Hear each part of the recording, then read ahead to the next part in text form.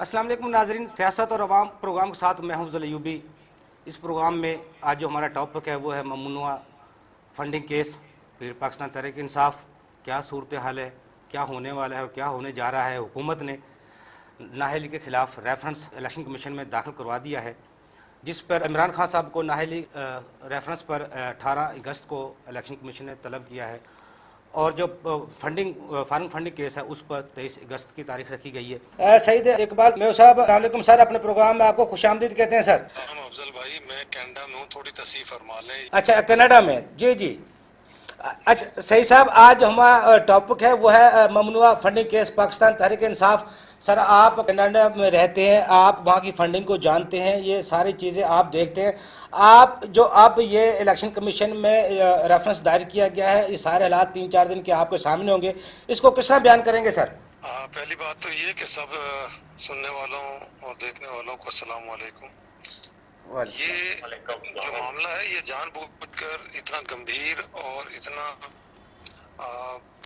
मतलब कि मुश्किलात में पाकिस्तान की जो सियासत है, पाकिस्तान की जो रियासत है, उसको डुबोया जा रहा है, खींचा जा रहा है, उसके अंदर धकेला जा रहा है। जी जी। ये गैर जरूरी बहस के अंदर इस वक्त पूरी कौम को जो नैरेटिव उसे चेंज करने की कोशिश की जा रही है। जी जी। अगर बगौर देखो तो ये पूरा मुल्क पाकिस्तान हमारा, जी जी। ये तो चली फॉरेन फंडिंग। जी जी। आपको गल्फ से इमदाद लेते हैं हम लोग, सऊदी से लेते हैं हम लोग, एशियन बैंक से लेते हैं हम लोग, IMF के पास जाते हैं हम लोग, यूरोपियन कम्युनिटी के पास, यूरोपियन जो बैंक है उनसे, हर जगह से तो हम लोग स्टेट को चलाने के लिए फंड्स ले रहे हैं। और इस रियासत पाकिस्तान के लिए शुरू दिन से इसके अंदर ये कर्ज की जो है सौगात इसकी अंदर उतारी गई है।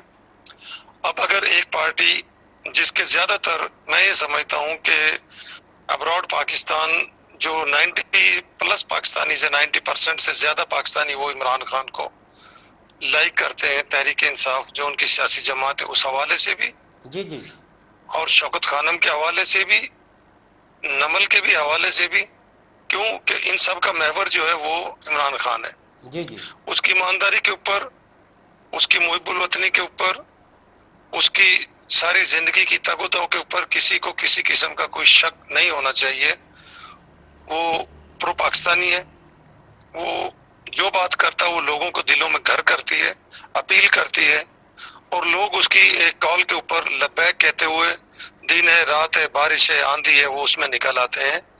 तो जब इस चीज को देखा जाए कि अगर लोग उसको फंडिंग कर रहे हैं जी जी, सियासी तौर पर, पहले तो मैंने रियासत की बात की कि रियासत चल रहा है, चले ठीक है, रियासत एक अलग उसमें चला जाएगा, लेकिन अगर अब आप सियासत की बात करते हैं, जो मियां नवाज शरीफ साहब के बारे में बिन लादेन मरहूम ने फरमाया था,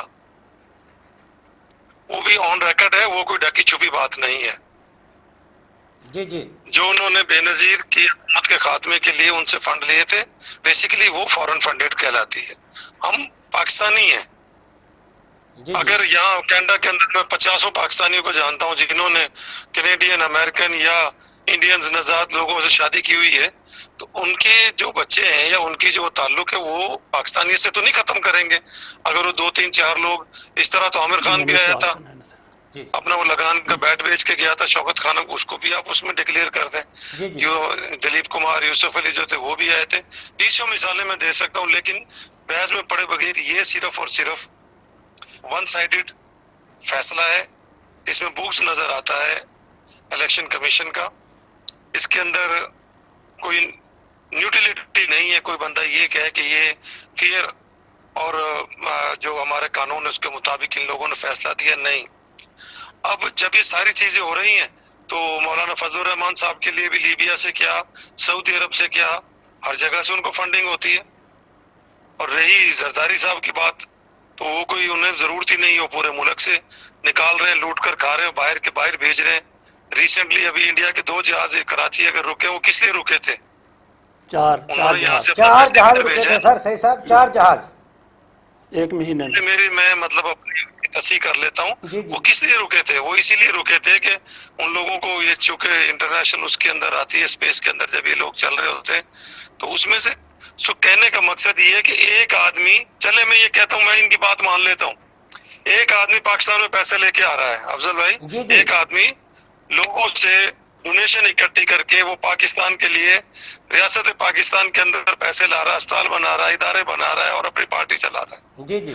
और दूसरी तरफ 13 जमातों के वो सरकर्दा किस्म के सियासतदान हैं, वो तजर्बाकार किस्म के लोग बैठे हुए हैं, जिन लोगों ने यहाँ से पैसे निकालकर, इस अर्ज़े पाक से पैसे निकालकर इसको कंगाल किया, इसको भूखों मरवाया, इसकी गुर्बत देख लें, इसका प्योरिटी रेट चेक कर लें, इसकी जो भिखारियों की तरह IMF के पीछे भाग रहे हैं उनका इसको चेक कर लें, इसके पीछे तो बचा ही कुछ नहीं है। जी जी। तो एक आदमी जो मुल्क में लेके आ रहा है वो मेरे लिए काबिल एहतराम है, ना कि वो लोग जो मेरे मुल्क को लूट कर खा रहे हैं। मैं इस हवाले से आपको बात करने जा रहा था कि मुझे उस शख्स से प्यार है जो अपने घर को, हम पैसे यहाँ से पाकिस्तान भेजते हैं, हमें खुशी होती है कि हम अपने घर को पैसे भेज रहे हैं, वो हम उसको भेजे, वो आपको भेजे, वो किसी को भी भेजे, कि किसी भी रेफरेंस के अंदर जा तो पाकिस्तान में ना पैसा। अच्छा सही साहब,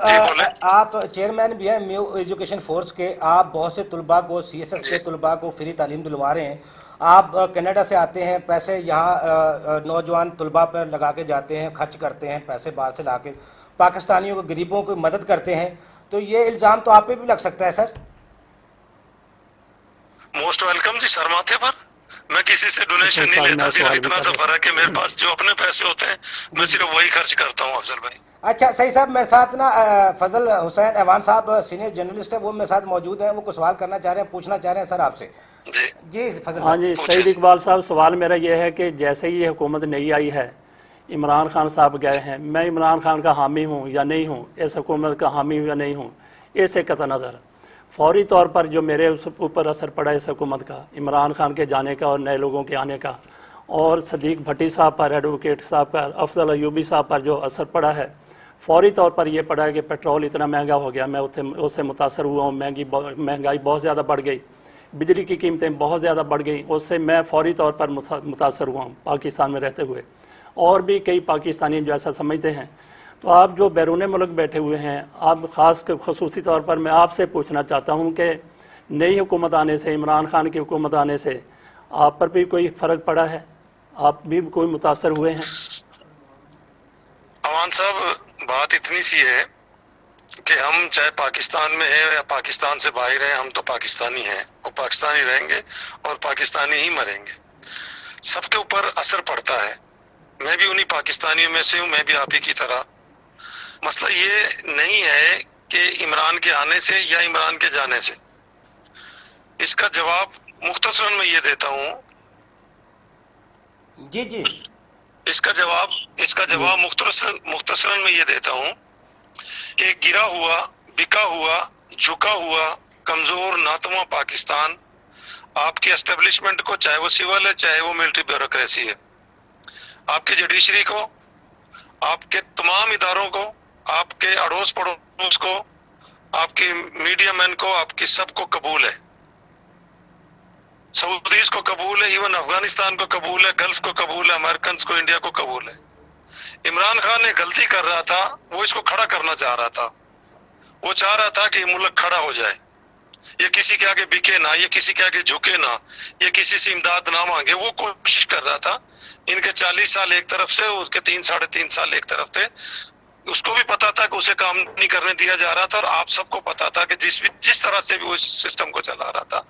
तो अब जो लोग थे, जो रिजीम चेंज के असल हकदार थे, उनकी आपने कल परसों कार्रवाई देख ली है कि फर्स्ट टाइम यहाँ से ड्रोन के लिए उन्होंने अपनी वो अड्डे दिए, उन्होंने अटैक किया। तो क्या अब तालिबान इसके ऊपर खामोश बैठेंगे? उनका भी रिएक्शन आएगा। ये बदकिस्मती ये है कि जो अनदेखे हाथ होते हैं वो एक करते हैं कि डू एंड डाई, उसको ऑर्डर होता है या मर जाओ या मार दो। उसको तो सियासतदान जो होता है वो चीजों को मैनेज करता है, जो मईशतदान होता है वो मईशत को ठीक करता है, डॉक्टर मरीज को ठीक करता है। लेकिन अगर सियासत को डू एंड डाई, मारो या मर जाओ के नहज के ऊपर या उस पैटर्न के ऊपर आप लेकर आएंगे तो और आपको अभी बहुत से कड़वे कसीले फैसले कबूल करने पड़ेंगे, जो कि शायद अर्ज़े पाक की की सल्तनत के लिए, अर्ज पाक की मुमलकत के लिए किसी भी तौर पर सूदमंद साबित नहीं होंगे, माँ सिवाय चंद अशखास के जो ताकत का महवर है और मरकज है इस वक्त। तो हम लोग इफेक्ट हुए, हम लोग यहाँ से पाकिस्तान, मतलब मैं खुद कहता हूँ कि हम यहाँ से अल्हम्दुलिल्लाह लाखों डॉलर लेकर गए, हमने वहां पर इन्वेस्ट की, वो हमारे पैसे आधे हो गए। जब हम लेकर गए तो 150 रुपए का डॉलर है, आज 250 रुपए का डॉलर है। तो अगर एक बंदा यहाँ से $1 मिलियन लेके जा रहा है, उसके तो ऑटोमेटिकली $4 लाख कट गए। जी जी। लोग ये समझते हैं कि जी हम यहाँ से पैसे भेजेंगे तो वो डबल रेट पे चले जाएगा। भाई मुझे वो डबल रेट नहीं चाहिए। मैं तो ये चाहता हूँ कि मेरा एक पाकिस्तान का रुपया और उसके अंदर मुझे $5 मिले। मैं तो अपने रुपए को इतना मुस्तहकम देखना चाहता हूँ। लेकिन बदकिस्मती ये किसी का होमवर्क नहीं है। अगर इमरान खान हुकूमत में आता तो उसके पास होमवर्क नहीं था, तो हमें मानना चाहिए कि उसकी गलतियां हैं। अगर मिफ्ता इस्माइल का होमवर्क नहीं है तो उसे मानना चाहिए कि मैं इस मुल्क के साथ ज्यादती कर रहा हूँ। सही कह रहे हैं। आज तो 13-14 लोग इस बात का क्लेम नहीं कर सकते कि इमरान खान अकेला था और वो गलतियां कर रहा था। 5 रुपए बढ़ती थी, पूरा मीडिया सारे उसको ना सर पे उठा लेता था। आज पता नहीं सारे इन्ना लिल्लाह व इन्ना इलैहि राजिऊन हो गए। अच्छा सही साहब, ये जब से ये हुकूमत आई है, इत्तेहादी हुकूमत आई है, ओवरसीज और पाकिस्तानियों का रद्दमल क्या है? दूसरा, जब अब इनसे वोटिंग का जो हक दोबारा इस हुकूमत ने छीन लिया है, उस पर ओवरसीज पाकिस्तानियों का क्या रद्दमल है? इस बारे में आप क्या कहेंगे? देखिए, पहली बात तो ये कि जब इन्होंने की थी तो रोशन डिजिट जो हमें एक रोशन अकाउंट बनाए गए थे ना, जी जी। उनके अंदर आप ना पाकिस्तानी उसके रेमिटेंस देख लें, वो बिल्कुल ना होने के बराबर हो गई थी। जी जी, 31 अरब डॉलर तक जो पहुंचे थे वो रिवर्स हो गए। जी, हम लेकर गए थे, सब लोगों से अपील की थी, लेकिन वो फिर रुक गए थे जब इन्होंने हरकत की थी, क्योंकि उन्हें पता है कि हमारा पैसा कहाँ इस्तेमाल। हमें तो मैं यहाँ से पैसे भेजूं कल, मुझे तो यही नहीं पता कि कल को खुदा न खास्ता पाकिस्तान, मैं ये मतलब नहीं कहना चाहता, किसी ऐसी उसमें मुश्किलात में गिर जाता है या डिफॉल्ट की तरफ चले जाता है, तो हमारे तो बैंकिंग के अंदर जो पैसे वो गए, जब्त हो गए, कोई भी नहीं भेज रहा। जी जी। सब लोग सहमे हुए, डरे हुए हैं। कोई जा रहा है, उसके हाथ 200-400-500 $1000 दे देंगे कि आप ले जाए वहाँ कैश करा खर्च कर लें। जी एक चीज रह गई बात ओवरसीज के वोटिंग की। अल्हम्दुलिल्लाह इस वक्त 8 या 9 हल्कों के अंदर इमरान खान खुद इलेक्शन लड़ने जा रहा है। जी जी। जो जिमनी इलेक्शन, ठीक है, जी जी। ये इन्हें कैंडिडेट ही नहीं मिलेंगे खान के मुकाबले पे, और जितने लोग आएंगे उनकी जमानतें जब्त होंगी। इनको पाकिस्तान के वोट ही बहुत है। हम ओवरसीज तो चलो 80-90 लाख होंगे टोटल पाकिस्तान से बाहर जहां पर भी है ना। जी जी। अगर ओवरसीज पाकिस्तानियों को पाकिस्तान में आकर भी वोट डालना पड़ा जी तो जी। इंशाअल्लाह ताला हम लोग आएंगे, वोट डालेंगे। पहले भी आते हैं, वोट डालकर वापस चले जाते हैं। अच्छा सही साहब, आउट ऑफ क्वेश्चन है। जी जी। लेकिन एक चीज अफजल भाई मैं आपको बता दूं कि ये कानून ऐसे रहेंगे नहीं। ये बदकिस्मती थी और रिजीम चेंज के मास्टरमाइंडों के लिए कि उन्होंने NRO 2 इस तरीके से दिलवाया कि इन लोगों ने नैब के अंदर अपनी जो तरमीम कर ली, अपने आप को ECL से निकाल लिया, अपने केसेस खत्म करवा लिया। आप उनके बच्चों को, आप हाजिर सर्विस जजेस और जर्नलों के बच्चों को, उनकी बेगमात को नहीं पूछ सकते आपकी एसेट्स क्या है, कहाँ से है ना। ये सारी की सारी प्री प्लान्ड है। ये किसी है कि हम इसको अमेरिका को खाली ब्लेम करें, नहीं। हमारे अंदर ना वो लोग बैठे हुए हैं जो अमेरिका से भी ज्यादा पाकिस्तान के बदख्वाह हैं। ये जिस तरह एक हमारे दोस्त अभी बता रहे थे, ये सारा स्क्रिप्ट है जो किया जा रहा है नवाज शरीफ साहब को लाने के लिए, इमरान खान साहब को एक साइड लगाने के लिए, सारा स्क्रिप्टेड काम है जो कुछ हो रहा है। आप क्या समझते हैं? अयूबी भाई, बात ये है कि कौन किसको लाएगा ये तो वक्त बताएगा। ये 1990 भी नहीं है, ये 2000 भी नहीं है, 2010 भी नहीं है। पहले कोई 10-20 सालों के बाद या 5 साल के बाद या 10 साल लगते थे, चीजें चेंज होती थी। आज 24 घंटे के शॉर्ट टाइम के अंदर आप रात को सोते हैं, सुबह कुछ ना कुछ तब्दील हुआ होता है। जी जी, कोई शक नहीं। आज दुनिया आप डिजिटलाइज वर्ल्ड के अंदर आप आ गए हैं।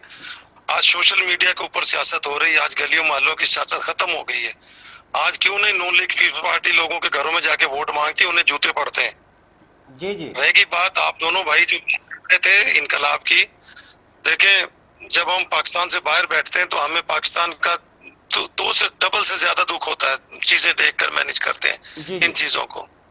अभी रिसेंटली जो हुआ है श्रीलंका के अंदर, वहां पर बुद्ध मजहब जो है उनका सरकारी मजहब है, और उसके अंदर कत्ल गारत बहुत हद तक, क्या मतलब कि ना होने के बराबर है। उनको इजाजत ही नहीं है कि वो कोई कीड़े मकड़ को उसको भी मारे। लेकिन बदकिस्मती कुछ ऐसे वाकयात पीछे हुए उन लोगों की जानब से भी कि जो किसी तौर पर काबिल कबूल नहीं थे। जी जी। लेकिन उस सारे मॉब की मैं आपको एक बड़ी अच्छी बात बताता हूँ कि उन लोगों ने किसी को निहत्ते को, किसी को कत्ल नहीं किया, किसी की अमलाक को नहीं जलाया।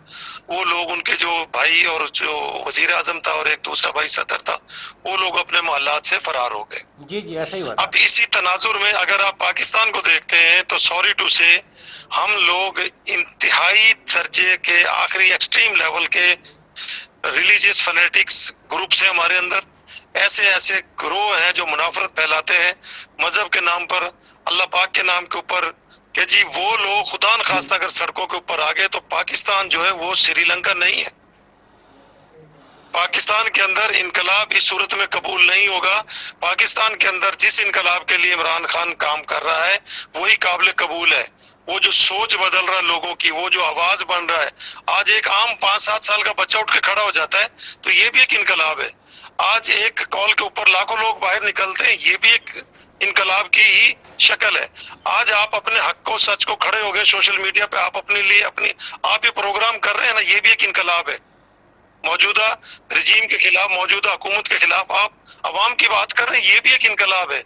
सो खुदा, मैं नहीं चाहता, मैं नहीं समझता कि पाकिस्तान उस किस्म के किसी भी इनकलाब का मुतहम्मल होगा। ये लोग निकलेंगे, इनके हाथों में डंडे, सोटे, बर्छे होंगे और ये लोगों के घरों में घुस जाएंगे। इनका इनकलाब ये होगा। सही कह रहे हैं। अच्छा सही जो साहब, इनकी- जी जी जी जी, तो लिहाजा इसलिए आप पाकिस्तान की सालमियत के लिए, पाकिस्तान की बका के लिए खैर की तवक्को रखें, अच्छे की तवक्को रखें। रहेगी बात के नवाज शरीफ का आना, जी जी, मैं नहीं समझता कि अगर बेनजीर के होते उसका भाई कत्ल हो जाता और उसको इंसाफ नहीं मिलता। जी जी, शहबाज शरीफ के होते हुए उसका भाई बाहर बैठा हुआ है और वो नहीं आ सकता। जी। तो अब आप ये समझ लें कि इस मुल्क के ऊपर हुकूमत किसकी है और इसको चला कौन रहा है। सही साहब, बहुत शुक्रिया, आपने हमें टाइम दिया। कल फिर आपको प्रोग्राम में लेंगे हम, क्योंकि हमारे प्रोग्राम का टाइम खत्म हो रहा है, लोग अभी काले बॉसी आ रही हैं। कल फिर हमने आपको प्रोग्राम में इसी पीटीआई फॉरेन फंडिंग केस पे आपको इंशाल्लाह कॉल पे लेंगे। कल इंशाल्लाह फिर नई गुफ्तगू होगी।